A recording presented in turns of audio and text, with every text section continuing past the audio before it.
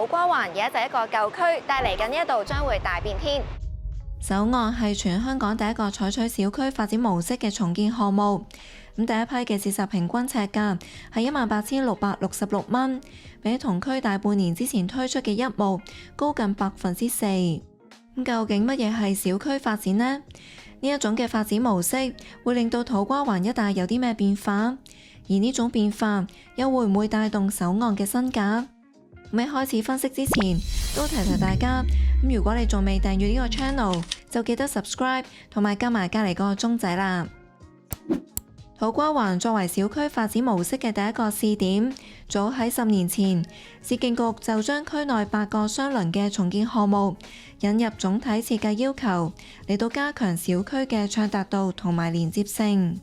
咁相關嘅重建範圍都涵蓋咗幾條街㗎，東至崇安街，南至庇利街，西至土瓜灣道，北至銀漢街。8個重建項目涉及7間發展商，包括恒地、希慎興業、帝國集團、嘉里、長實、信置、招商局等等。投到項目嘅發展商一定要配合市建局提出嘅5個設計要求。舊區咧，其中一個問題咧就係啲街道都比較窄㗎，咁有時多人上嚟咧行起路都要小心啲。咁所以第一個要求咧就係發展商咧要將新起嘅建築物向後褪，咁啊騰出多啲空間咧就係俾咗去做行人路。其中庇利街、崇安街同埋土瓜灣道嘅行人路至少會有8米闊。而環安街、銀漢街同埋榮光街嘅行人路都會有3.5到5米闊，係原先嘅2到3倍。第二就係將部分車路改劃做行人步道，例如鴻福街就會改成闊15米嘅步行街，並且會由南到北開拓一條全新嘅步道，同鴻福街相交，形成一個十字形。成個小區將會種超過100棵樹，打造成為林蔭大道，同時提供超過4300尺嘅休憩空間。第3個嘅設計要求啦，咁就係要起一啲行人天橋，接駁去呢一啲嘅公共交通網絡同埋海濱空間。將會建造嘅2條天橋，同樣會由土瓜灣道側邊嘅呢個項目延伸出去，一條接駁去土瓜灣站，另一條就接駁去首岸，方便居民透過天橋來往唔同項目嘅商業設施或者休憩嘅地方。第時天橋嘅落腳點估計會喺而家土瓜灣站嘅 D2 出口，咁而家由首岸行過去大概5-6分鐘到，咁不過大部分路段都係冇瓦遮頭，要日曬雨淋，咁或者要等到第時天橋網絡形成之後，居民出入先至會更加便利。咁至於第4同第5點都係同揸車人士有關㗎，咁之前講過部分車路會改成行人步道。咁所以由環安街到榮光街就會開拓一條全新嘅車路嚟到連接返碼頭圍道。另外，成個社區會起3個停車場，提供600個私家車車位，其中500個係俾區內住戶同商戶使用，剩低嗰100個就會係公眾停車場。首岸地皮嘅前身正正係土瓜灣環志8街嘅舊樓群。市建局收購晒啲業權之後，就將地皮推出招標。咁由恒地喺2021年以大概81億奪得，每一尺嘅樓面地價大概11,400幾。咁跟住喺2022年引入帝國集團同埋希慎興業一齊發展項目。希慎興業將會營運首岸嘅基座商場。租金收益方面，頭10年發展商會佔7成，而市建局就會佔3成。咁10年之後，雙方就可以揀出售商場俾對方，又或者一齊租多5年。首岸呢一個項目唔單止係成個小區入邊規模最大，咁亦都係繼觀塘海匯之後，市建局最大規模嘅住宅項目。樓盤一共有4座，分4期發展，一共提供1296伙，配備102個住宅車位。咁而家已經公布咗第1期，亦即係第2座，同埋第3期，亦即係第1座嘅樓書。咁部分第1期嘅單位已經開價，4月25號會展開第1輪銷售，賣218伙。首岸第1期同第3期同樣位於庇利街1號，分別提供360伙同埋288伙，涵蓋2-3房間隔。由恒地、帝國集團、希慎興業同埋市建局合作發展，承建商就係中國海外。關鍵日期係2027年8月，樓花期大概1年04個月，購買最高9%嘅折扣優惠。項目第一批嘅折實平均尺價係18,666蚊。比同樣由恒地發展大半年之前推出嘅一目就高大概3.7%，少過同期大市大概4.8%嘅升幅。首案未有跟隨大市升幅去開出第一批單位價錢，估計就係因為樓盤對比起一目，距離土瓜灣站遠啲，而價錢亦都反映返相關因素。如果對比首案隔離嘅二手屋苑環海東岸，大概8年樓齡到，首案嘅第一批尺價就高1成7。呢一口價係咪值博，就好視乎買家有幾睇好首創嘅小區發展概念啦。隨住擴闊行人路，增加商場樓面，第時土瓜灣嘅面貌都會有所提升。大8個項目由唔同發展商主理，要睇到明顯嘅改變，估計要等到所有地盤完工。市建局行政總監舊年就喺網誌曾經講過，大部分項目嘅工程已經展開，預計未來2到3年會落成。不過部分項目，好似之前講過會連接天橋嘅土瓜灣道地盤，就仲未招標，所以最終成個小區嘅落成時間係有機會比估算嘅遲。買家期內只可以沿用返現有配套。買嘢方面，雖然屋苑有一個大概12萬尺嘅商場，但係對比示範單位所在嘅美麗華商場，大概50萬尺到嘅零售樓面計，借及美麗華嘅2成半，規模唔算好大。而周邊嘅購物配套都係以街鋪或者民生商店為主。例如同首岸一街之隔嘅崇智大廈，就有唔少地道食肆。區內冇咩大型商場，想有多啲買嘢或者飲食嘅選擇，就要去黃埔或者啟德嗰邊啦。交通方面，如果唔行過去土瓜灣站，首岸附近嘅巴士路線就唔多，主要去觀塘、九龍灣等等。而康樂設施方面，屋宇會所提供多項設施，連埋園林，佔地超過5萬尺。雖然規模唔算好大，但係就一個50米長嘅室外泳池、健身室、宴會廳等等。除咗小區發展嘅願景實現需要時間，對於着重景觀嘅買家嚟講，首案仲有一點要留意，就係項目4面環樓，大部分單位都係以樓景為主。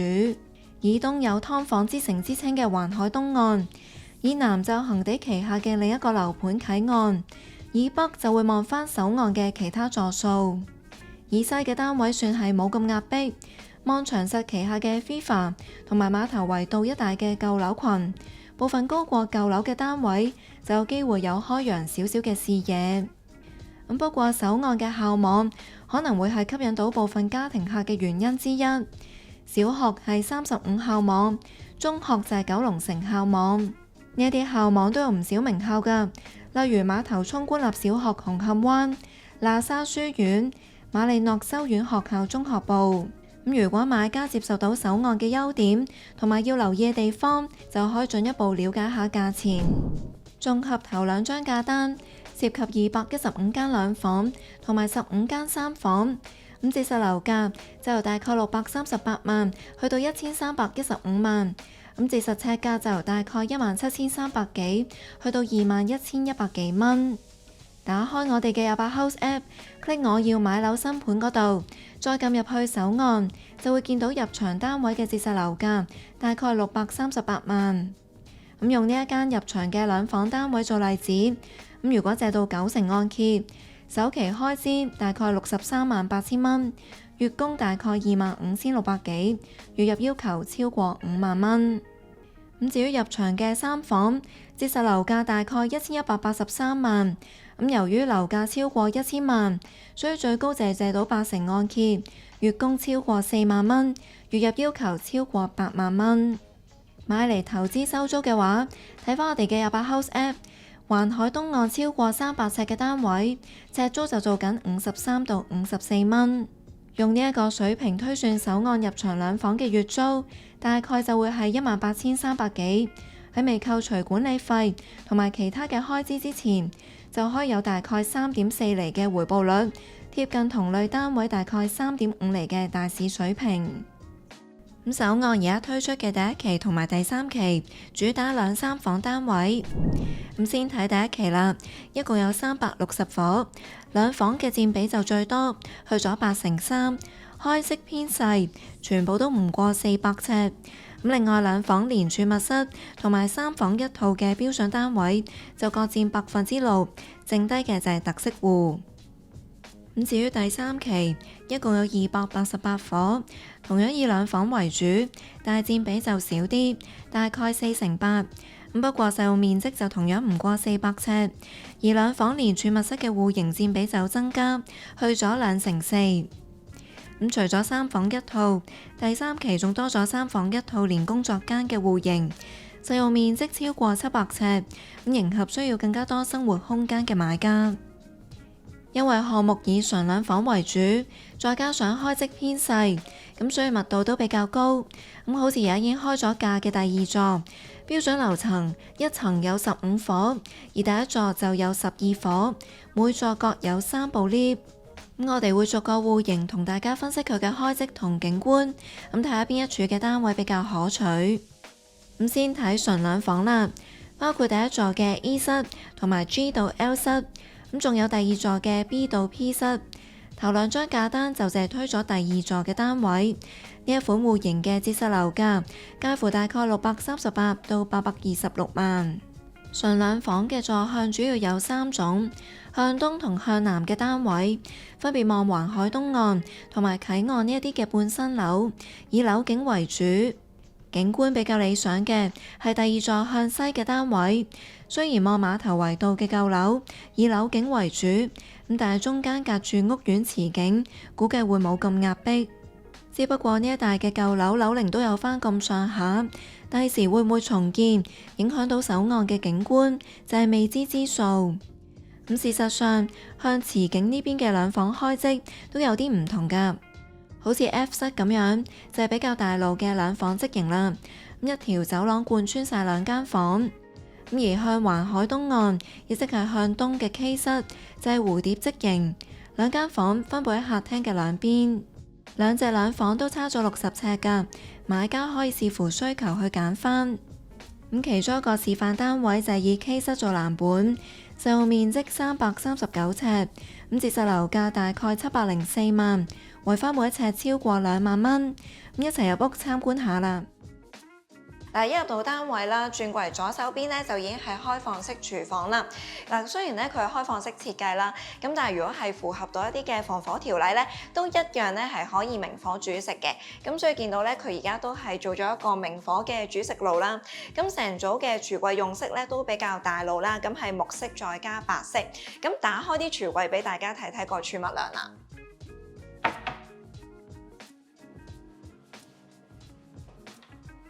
嗱，見到咧，其實因為下邊咧佢收埋咗個洗衣機啦，咁所以最主要嘅儲物量咧就係嚟自上面嘅櫥櫃。咁至於平時嘅工作台面咧，嗱扣咗爐頭同星盤咧，入邊呢度咧都仲有少少嘅。咁通常啲開放式廚房咧，啲人咧另外自己額外咧都會加多一張可能高身吧台啊，做餐台啊或者做工作台面咁樣用啦。咁但係因為呢度考慮到個單位咧，佢都有一啲房門咧係對住個廳啦，咁所以如果做嘅話咧，就未必可以做到一張 fix 死嘅吧台啦，或者餐台，而係要做一啲活動式嘅餐台啦。339尺，通常啲新盤就會劃出1房間隔，咁但係呢一度就開出2房，難免就縮細啲個廳啦。連埋開放式廚房咁計，大廳有大概106尺。咁除咗啱先講過嘅煤氣煮食爐同埋洗衣乾衣機，廚房仲有多項家電，包括雪櫃同微波爐，牌子就係嚟自煤氣公司旗下嘅 Mia Cucina， 同埋一系列嘅歐洲品牌。雪櫃雖然係單門設計，咁但係有一定容量。不過微波爐擺喺雪櫃上面，叮完嘢食拎返出嚟嗰陣就要小心啲啦。大廳地面鋪晒瓷磚，萬一煮起嘢食，就算有水濺出嚟，都方便清理。大廳啦就係呈祥形開則，闊2.3米，最長咧就超過3.9米。咁另外盡頭呢一度咧就相連一個3合1露台啊，咁大概咧就38尺。咁如果購埋冷氣機、散熱器嘅位置啦，剩低嘅空間咧應該咧都係夠位可以晾到衫㗎。成個露台類近梯形，有埋摺疊式晾衣架，方便晾衫。咁而家見到黑色框個位就係冷氣機平台啦。咁買家可以預想下，夠咗呢一度嘅位置就係真正嘅可用空間。翻返嚟大廳，繼續睇埋單位嘅其他地方。單位咧就係蝴蝶式嘅設計啦，咁兩間房咧就喺客廳嘅左右兩邊，咁變咗咧就係冇咗個走廊位。咁我哋而家先入去客房睇睇呢間房有幾大啦。呢一間房咧，通常啲新盤嚟講咧就係做45尺啦，咁但係呢一度咧就做咗53尺，咁加上個門口咧就係靠邊開啦，咁變咗張床咧其實就打直打橫擺都冇問題，咁剩低亦都夠位咧可以擺埋個衣櫃。客房同客廳同向，採玻璃幕牆設計，採光度唔錯。睇完客房啦，咁出翻嚟客廳咧，我哋過埋去另外嗰間主人房睇埋。呢一間房咧，其實就大概63尺啦。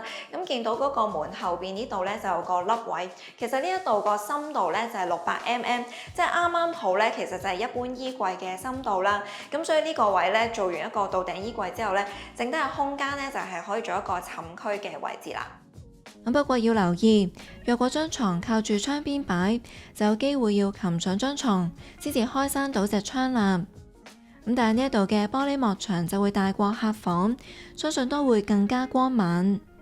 最後睇埋浴室，以淺色做主調，配搭黑色水龍頭同埋花灑，而花灑下面都有置物架，方便擺沖涼用品。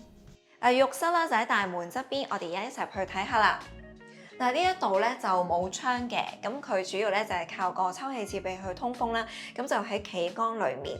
以一個400尺都未到嘅兩房嚟講咧，咁呢個空間咧就中規中矩啦。咁佢都用盡啲地方去做鏡櫃啊、儲物咁樣。咁但係剩低嘅走動位置就未必好多啦。若果覺得純兩房唔夠用，項目仲有一款大兩房，主要就係多咗個儲物室。咁但係房數就唔多，得90間，分佈喺第一座嘅 C、D、F 室同埋第二座嘅 Q 室。頭兩張價單未有推出呢一款嘅單位。連埋景觀咁計，4處嘅兩房連儲物室入邊，我覺得第一座嘅 C、D 室就比較可取啦，因為同樓景之間隔住個池景。而示範單位就用一座22樓 C 室做藍本，實用面積431尺，兩間房經走廊入，儲物室喺浴室旁邊，有大概25尺。用嚟擺雜物或者清潔用品都夠晒位。咁有興趣嘅買家可以去尖沙咀美麗華商場參觀。無論係純兩房定大兩房，都係開廚佈局。而且浴室冇窗。若果想要有緊廚，就要揀到3房單位先至有，可以細分做兩款。先睇3房一套，實用面積由610到642尺，得67間。包括第一座 B 同 M 室，同埋第二座嘅 A 室。頭兩張價單淨係推咗2座 A 室，折實樓價由大概1100幾萬到1300幾萬。雖然所有3房嘅客廁同兩房一樣，都係冇窗，但係一座 M 室同2座 A 室嘅主人套廁就係光廁嚟㗎，純粹以開即計，呢兩處就會比較可取啦。但係以景觀計，就會建議揀返向內園嘅一座 B 室同埋2座 A 室。3房示範單位就正正以一座22樓 B 室做藍本，實用面積610尺。呢個單位暫時就未有開價。呢個單位咧就係一個無改動連裝修嘅示範單位啦。咁即係話咧，佢就冇改動過間隔或者拆咗啲牆，咁純粹咧就係擺咗啲家私啊，做一啲裝修。咁所以咧，買家就可以參考到咧，擺晒啲家私之後剩低嘅空間感係點啦。咁而家飯廳呢邊咧就擺咗張4人餐台啦。咁但係如果真係住落嘅話咧，我自己就覺得咧呢邊可能都要再預留個位咧，去擺埋鞋櫃或者儲物櫃。單位嘅樓層高度有3.25米。有條件裝吊燈，加埋餐台側邊嘅牆身做咗啲鏡面，都有助增添氣派。首岸大部分單位都係鋪瓷磚，不過呢個示範單位就係採用咗拼花木地板嚟到配合翻設計風格。呢一個大廳咧，佢最闊嘅位置就2.6米啦，咁啊闊過頭先嗰個兩房嘅示範單位。最長嘅話咧就係5.2米，咁見到咧就都係一個好大路嘅家私擺位啦。咁啊就係電視機櫃、梳化咁樣兩邊擺。咁呢張梳化咧其實都夠坐到3個人㗎。電視機背牆做咗雲石設計，成為大廳嘅特色牆之一。咁成個廳有大概145尺。拍攝當日都見到唔少人嚟到參觀，咁由裡面嘅人數大致都可以想像到單位嘅內籠空間。咁客廳過少少咧就係廚房啦，咁我哋一齊入嚟睇睇。呢一度咧就係一個長形嘅開式啦，咁個空間咧都大過兩房單位好多㗎，咁做咗一個曲斜嘅工作台面啦。咁我自己最中意咧就係佢有隻窗喺度，咁如果煮嘢食帶油煙嘅話咧，亦都可以打開去透一透氣。咁另外咧就係呢度咧係較位咧做埋一個雙星盤嘅設計。廚房以白色同木色做主調，設計簡約雅致，配備一系列嘅家電，包括抽油煙機、微波爐同埋洗衣乾衣機等等。同頭先睇嘅兩房示範單位，其中一個最大嘅分別就係雪櫃容量增加咗，同埋煤氣煮食爐嘅牌子由 Mia Cucina 轉做 TGC。轉過嚟客廁參觀下啦。裝修設備大致同兩房差唔多，同樣採企缸設計。3間房歸邊啦，有一條走廊貫穿。咁我哋先去盡頭嘅主人房睇睇啦。咁呢一個嘅裝修示範單位咧，佢就係用咗一個酒紅色做主調啦。咁另外咧就配咗一啲嘅金線啊，咁同埋做咗一啲雲石嘅飾面，咁打造翻一個輕奢華嘅設計風格。咁而家嘅雙人床咧就係靠住嗰個玻璃幕牆擺，咁剩低咧佢就做咗一個開放式嘅衣櫃啦，同埋一張嘅書台。咁不過我自己覺得咧，如果真係住落嘅話咧，咁其實呢個衣櫃咧就未必夠擺到2個人嘅衫，咁可能咧就要犧牲翻嗰個書台位置啦。就要做翻個曲斜嘅衣櫃先至可以啦。主人房大概88尺，咁已經預留咗大概600mm 嘅衣櫃位，整體開即市正。咁至於主人套廁，雖然都係黑廁，但係就會大過客廁少少，可以做到浴缸設計。咁最後睇埋兩間客房啦，同樣有大概46尺，夠擺單人床同埋衣櫃。咁而家其中一間就用咗嚟做小朋友房，另一間就打造成為工作同埋休息嘅空間。咁至於最大一款嘅3房單位，除咗有套廁，亦都有工作間連廁，實用面積708尺，得第一座先至有22間。咁呢一處嘅單位同樣先望內園池景，再望項目其他期數嘅單位。咁單位嘅格局就同啱先嘅3房一套差唔多，咁但係主人套廁會有窗。另外廚房裏面會相連工作間，大概25尺。但我自己覺得咧，其實呢一個小區重建計劃咧都有佢嘅好處啊。咁因為咧，其實啲舊樓地盤通常都好細啦。咁如果合併多啲一齊做規劃咧，咁啊可以提升翻嗰個公共空間，亦都可以增加一啲嘅公共設施。咁大家對呢個重建計劃有冇啲咩睇法咧？都可以留言話俾你知㗎，有機會獲得咖啡禮券。最後啦，中意呢條片嘅話，記得俾我 like 支持下我哋啦。